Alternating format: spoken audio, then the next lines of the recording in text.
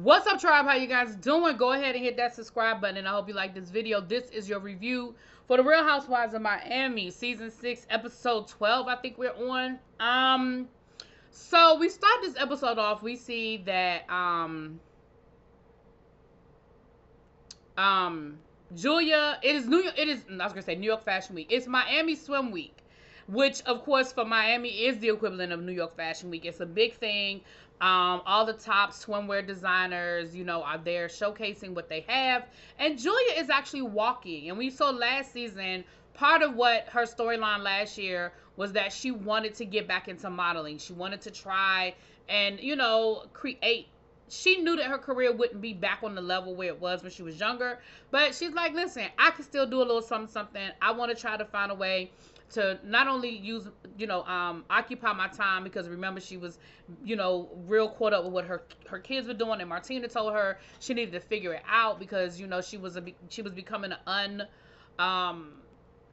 a not so nice person to live with at this point.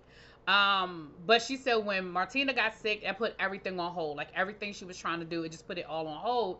But now that Martina is in remission, everything is getting better. She is now in a better place. So we see her going for her fitting and being all excited and nervous, all at the same time. Then we saw Kiki going for her fitting because Kiki is walking in Fashion Week as well, and she said this is basically her bread and butter. She said this is how I got into modeling, was through Miami Fashion Week. And she talked about she gave us her story that she started modeling when she was 15, how because she was tall and thin, people kept telling her you have the perfect, you should look into modeling. She said because she started doing swimsuit and I guess more the risque, her father and stepmother, who are very traditional, very religious, they put her out the house as a result of it. They said that she was doing things that were against God and against what they believed in, and so they put her out the house. She said that she basically was living with family, and living with friends and family, still going to school and still modeling, and how badly she struggled. She talked about that. Now we find out later on that her and her dad are in a better situation, but she says she has never spoken to her stepmother again. She also says that after her show, she's going to have a party for the ladies, and she wants everybody to come to her party. She said, listen, I'm there. I support everybody, so I expect the same in return. We see Lisa going out and looking at a home. Now, this house that she's looking at, I think is cute. I think it's a lot more reasonable than that apartment condo situation she had looked at before.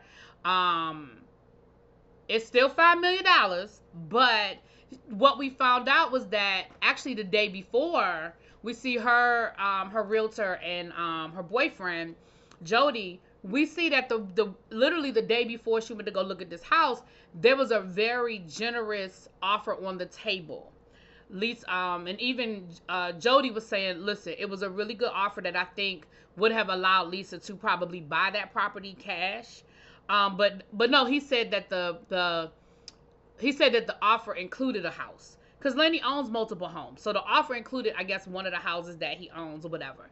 But then something happened. They got into an argument. Lenny pulled the offer. And Lisa said, the problem is me and Lenny will get along and we'll be doing well. And he'll come up with these great offers. And then I'll say something that'll piss him off. Or he'll say something. And neither one of us really know how to properly talk to each other, so it ends up becoming an issue, and then he dangles it in front of me, and then he yanks it away at will, and so that just leaves me in a sense of limbo. I don't know, I just hate it. Again, Lisa is not my favorite person, but I just think this whole thing is ridiculous, and I'm sure that Lisa is not making life easy for Lenny, but I think that the way Lenny handled it was piss poor. And if I were Lisa, I don't know if I would be making life easy for Lenny either. You know what I'm saying? Especially with the 2 kids and just the way he did it. Again, I don't want anybody to stay in a marriage that they're not happy, but I just also think that you can handle things in decency and in order. But neither here nor there. We see Gertie talking to her husband. She has to have the second surgery. She goes through the steps of what's happening. So it's the second surgery, and then she has to take a test. And depending on what her score is on that test, it's going to decide whether she has to have chemo, to decide to what level everything is, or what have you. She's overwhelmed, and her husband, I appreciate that her husband is like, listen, we've got to deal with the possibility that it could go left. Like, Gertie is like, I can't deal with it. Everything just has to go right. And he was like, no, it doesn't. He was like, it doesn't. And I think he was gentle, but I think he was firm in saying, we have to be honest, and we have to look at all of the possibilities of this situation. So we get to New York fashion. I mean, I keep saying New York. Swim, the fashion show. We get to Julia's fashion show first. Everybody shows up. Lisa and Larsa don't go to the first show for whatever reason. Don't know. They never really told us. Doesn't really matter. I mean, life happens. Had other obligations or whatever, but everybody else is there. So when Audriana shows up, Nicole lets Audriana know, look, man, you got a problem. Like, and she wasn't rude about it, but she was clear, like, listen, I have a problem because you have allowed Marisol and Alexia to believe that I knew that Anna was showing up with an ulterior motive, and I did not. Audriana was like, I'm sorry if I did. No, it's not no if. You did. It's not an if. You did. You had this whole plan, and you were bringing Anna on some sneaky bullshit that you did not cue Nicole into. Now, I still feel the same way I feel, you guys. This is the 3rd episode, and my opinion has not changed. Here, do I believe that Nicole knew about the ulterior motive? I do not.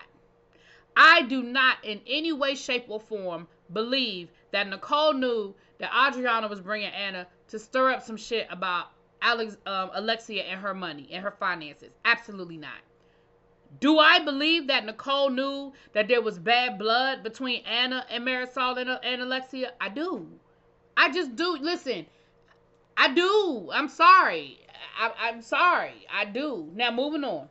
But again, I don't think she was in on Audriana's plan at all. No way, shape, or form do I think she was in on that.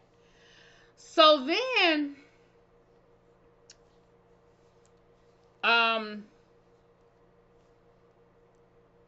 so that becomes the whole thing. They go out to the fashion show was great. Julia walked. Everybody was impressed. They go out to lunch in between the two fashion shows because they still have to go to Kiki's fashion show. So they go out to lunch, and that's when they have this whole conversation. And ultimately, Nicole was like, listen, you guys assume the worst about me.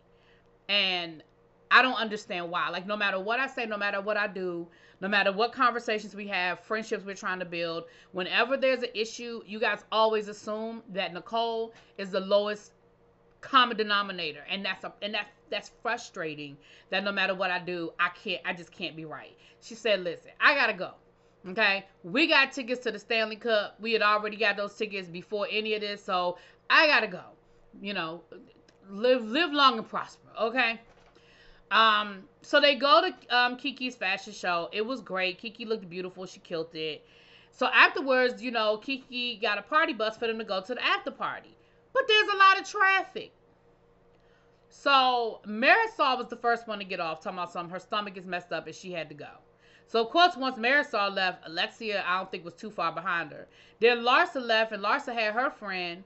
Then next thing you know, the only people that was left on the... then, of course, Lisa left. So, next thing you know, the only people that was left on the... After that, the only people that was left on the bus was Lisa.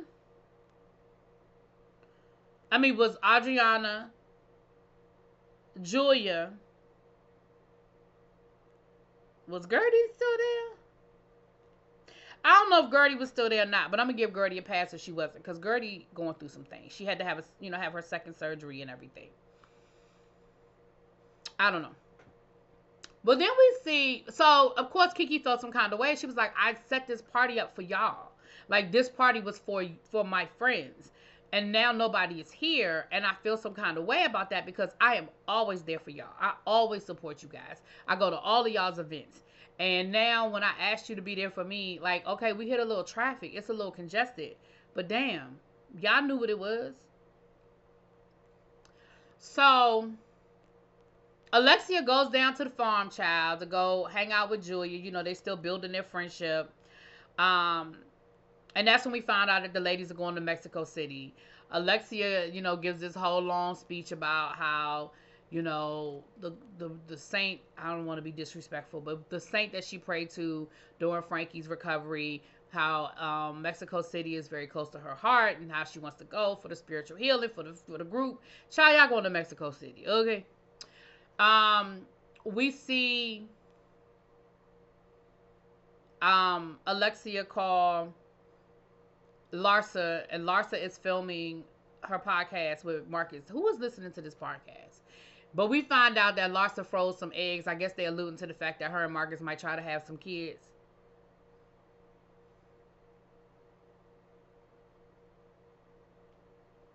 Then we see Alexia call Gertie, and of course that was very emotional because they do share a bond as it relates to, the wellness and the sickness and the unknown. And Gertie got very emotional after talking to Alexia, and I can understand that. It was a good conversation. It really was. Then we saw Audriana go into the studio with Emilio Estefan and her vocal coach. And let me say something. What's her name? Audriana, baby, you looked fire. That Louis Vuitton outfit was fire. It was beautiful. Your body was banging. But maybe because I feel some kind of way because I love me some Gloria Estefan, I felt like that was a little disrespectful. Why you showing up at the studio looking like you was getting ready to get on stage and perform? She talking about something, you gotta look good in the studio so you can sound good. Girl, you can look good in a pantsuit. You can look good in some shorts and a crop top. But I just thought that was a bit much, that outfit she wore into the studio. I said, Gloria, you gonna come down there and whoop your ass. Anyway, we see Audriana singing a new song, and she talking about being in the studio with Emilio, how that could really catapult her. She tells him that they're going to Mexico City, and he says, oh, well, I got a friend down there that's putting on that's doing a festival or something, and I can hook you up with my friend, call me. And then we see in the previews for next week that she is going to be performing on this big stage. So same thing I said about Beverly Hills. We probably have about 4 more episodes.